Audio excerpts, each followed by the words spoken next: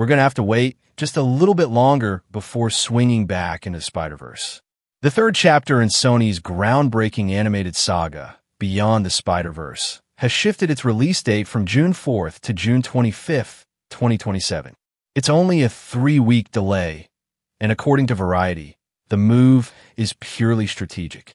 Dropping it right in the middle of summer break means more kids are out of school, more families have free time, and more people can hit theaters. Makes sense, right? But honestly, I think there's more to it than just timing. And that's not a bad thing. Production isn't in chaos. Nothing's falling apart. Far from it. In fact, Phil Lord and Chris Miller, the duo behind the series, have been crystal clear. They're not rushing this. Every Spider-Verse movie has been about pushing boundaries.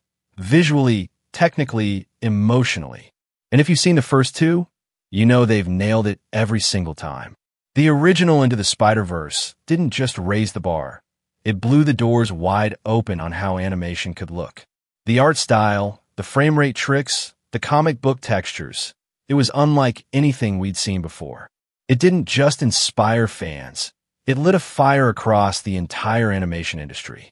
Suddenly, DreamWorks, Disney, and everyone else were rethinking their approach. Animation wasn't just for kids anymore. It was stylish, daring, and straight-up cinematic. Then came Across the Spider-Verse, and somehow it topped all of that. The characters grew deeper, the action went bigger, and the multiverse itself exploded with creativity. Spider-People from every dimension imaginable showed up.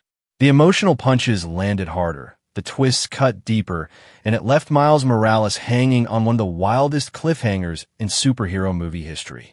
Now, Beyond is set to bring it all home and wrap this trilogy in a way that honors everything that came before. That's no small task. Lord and Miller have admitted this is the toughest one they've ever made. Not just creatively, but technically too. Animation has leveled up massively since the first film, and now they're pushing even further. More detail, more spectacle, more raw emotion.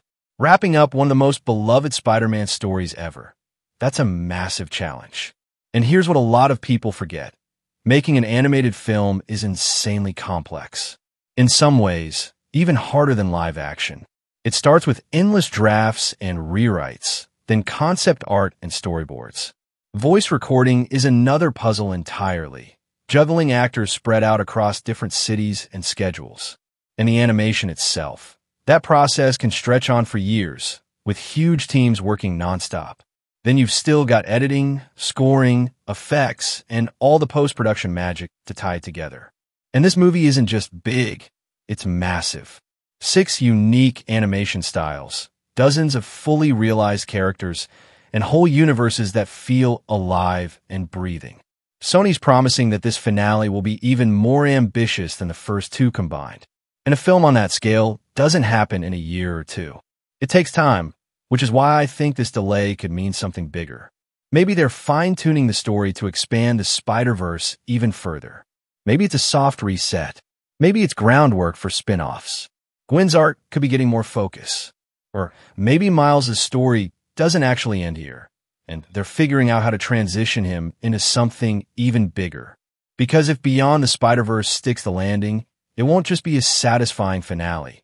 It could redefine what animated superhero films are capable of. The heart of this movie is still going to be Miles versus the Spot, and that's where things get heavy. The third film is expected to focus squarely on their showdown, with Miles desperately trying to save his dad from the fate he already saw coming. Jason Schwartzman is officially back to voice the Spot, which lines up with what director Ken Powers told Total Film. From the start, the Spot's arc was always planned to stretch across 2 movies, and his story is tightly bound to Miles' journey. That's what makes him so dangerous. He's not just a trippy visual gimmick. He's a genuine threat, one who directly challenges everything Miles stands for. And now all of that is barreling toward a final collision.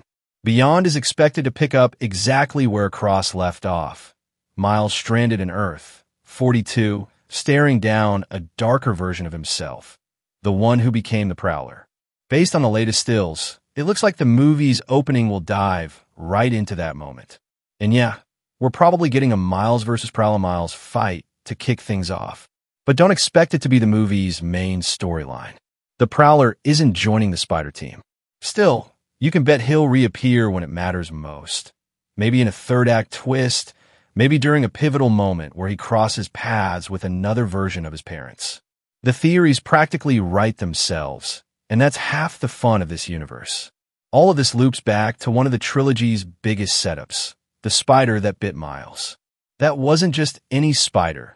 It came from Earth 42. If Prowler Miles had become his world Spider-Man, his city wouldn't be the grim, crime-ridden mess it is now. His dad might still be alive. The sinister cartel wouldn't run the place. But because that spider was ripped into the wrong dimension, Earth 42 lost its Spider-Man before it even had one, leaving Miles to grow up under Uncle Aaron in pure chaos. That alternate origin completely reframes who this darker Miles is and how his story could unfold. Of course, we know the main Miles is going to find a way out. That's just basic story logic. But the real question is, what happens to him after that? How does coming face-to-face with his Prowler self affect his mindset? Will he start doubting whether he even belongs in the Spider-Verse at all? That uncertainty ties directly back to Miguel's whole canon event dilemma. According to Miguel, Miles' dad is destined to die. It's a fixed point, a canon event, something that absolutely has to happen. But is that really true? Look closer and the cracks start showing. Gwen's dad was a captain too, and by Miguel's logic, his resignation should have destroyed her universe. But it didn't. Earth 65 didn't collapse. Gwen is still swinging through the multiverse. Her story kept going. So maybe Miguel is wrong, or maybe he's just not telling the whole truth. Across the Spider-Verse left us with that jaw-dropping twist. The Miles we've been following got stuck in a parallel universe where his double grew up to become the Prowler. That reveal alone had fans buzzing. But then Shamik Moore turned up the hype when he teased that he'd actually be playing 3 versions of the character and beyond. Naturally, the internet exploded. For a second, it felt like we'd gotten our very first real spoiler for the movie. But Moore quickly walked it back, clarifying that he just meant this is the 3rd movie he's voicing Miles in. Not that we're getting 3 different variants of the character. Still, was that genuine clarification or a little bit of damage control? Because not long after, reliable industry insider Alex Perez doubled down, saying that yes, there will absolutely be more versions of Miles and beyond the Spider-Verse, and some of them won't even be voiced by Moore. That would be a first for this trilogy. And honestly, it sounds like a massive story reveal waiting to happen. Fans have been dying to see how this story ends ever since Across the Spider-Verse left Miles stranded in Earth 42. But the wait turned brutal when Sony delayed the trilogy's finale. And that hype got even bigger with the tease about more Miles variants. Because remember what Miguel said in Across. Miles was never supposed to be Spidey in the first place. He's the original anomaly.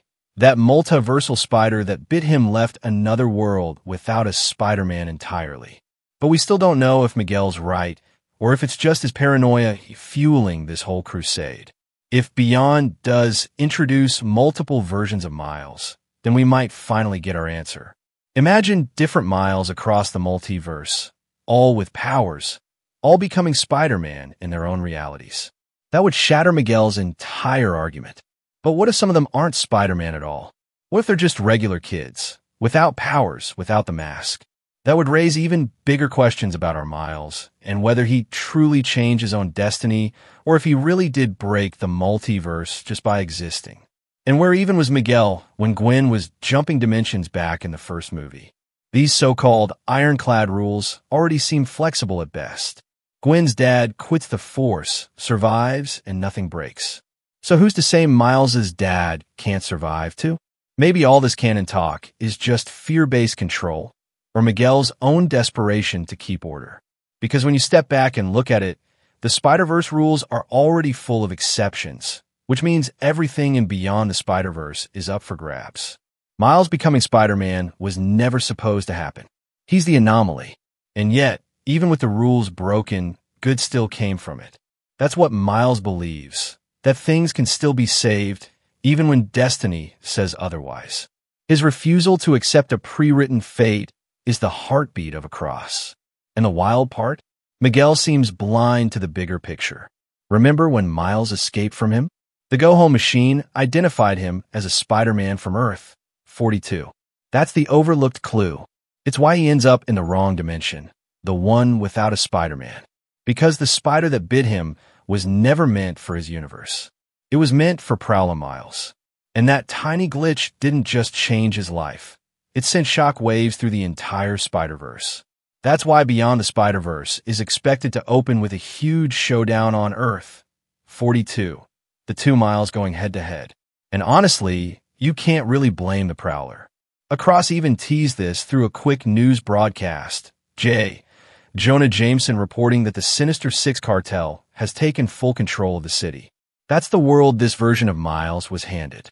He didn't make one bad call. He grew up in a system where he never had real choices at all. So now we've got one Miles fighting to break fate and save his dad, and another who's lived his whole life under the crushing weight of a broken city. When they collide, it's not just about punches, it's about what each of them believes in.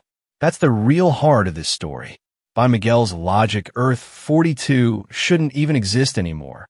A canon-breaking anomaly like that goes against everything in his so-called rule book. But still here, dark, corrupted, drowning in crime, but still alive. And that fact alone proves Miguel's either flat-out wrong or deliberately ignoring the truth. At the same time, there's an emotional layer building between the 2 Miles. The Prowler will see himself in OG Miles, not just in appearance, but in spirit. That same raw drive, that same desperate urge to save a parent. That was once his motivation, too. And for OG Miles, facing the Prowler is like staring into a mirror, a chilling glimpse of what his own life could have been if he'd lost his father earlier, or if he never had Spider-Man's legacy to guide him. This clash is about more than fists. It's about empathy, perspective, and that razor-thin line between hope and despair. The opening act of Beyond will almost definitely lean hard into this duality. The internal and external clash between the 2 Miles will set the emotional spark that carries the rest of the film. And for OG Miles, it'll only fuel his determination to carve out his own path. He's done letting Miguel's canon events dictate his life. He's Spider-Man, and Spider-Man always tries to save everyone, even when the odds look impossible. That's been Miles's entire story from the beginning. He doesn't let the world make his choices for him. He chose his college, his future, his identity, and now he's making the biggest choice of all, to fight for his father's life, no matter what fate supposedly says. If he succeeds, if he manages to break the cycle without breaking the multiverse, it would be the perfect conclusion to his trilogy. But don't expect it to wrap up neatly. Someone's probably going to pay the price. That's how these stories usually go. And honestly, all signs point to Gwen. She's already said it herself. Spider-Man never gets a happy ending. It's a tragic theme that's run through her story in the comics. And if she ends up sacrificing herself to save Miles or rewrite the canon, it would be heartbreaking but powerful. The emotional payoff would be massive. Do I want it to happen? No way. Because maybe things don't have to play out like that. Maybe Miguel's wrong about destiny being fixed. Maybe the multiverse isn't built on order. It's built on chaos. Maybe these characters can break the rules and still come out okay.